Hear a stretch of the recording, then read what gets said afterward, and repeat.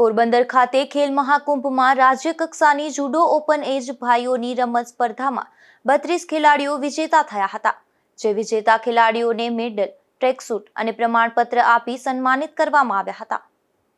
પોરબંદર જિલ્લા રમત પ્રશિક્ષણ કેન્દ્ર દ્વારા સંચાલિત રાજ્ય કક્ષા ખેલ મહાકુંભમાં જુડો ઓપન એજ ભાઈઓની સ્પર્ધા તારીખ 26 એપ્રિલ અને તારીખ 27 એપ્રિલના રોજ સરદાર પટેલ રમત સંકુલ પોરબંદર ખાતે યોજાઈ હતી, જેમાં અંદાજિત 300 જેટલા ખેલાડીઓએ ભાગ લીધો હતો।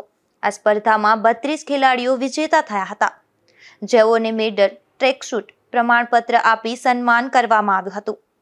તેમજ તેઓના રોકડ પુરસ્કાર પ્રથમ વિજેતાને ₹10,000, બીજા ક્રમે વિજેતાને ₹7,000 અને તૃતીય વિજેતા ખેલાડીને ₹5,000 મુજબ તેઓના બેંક ખાતામાં ચૂકવવામાં આવશે।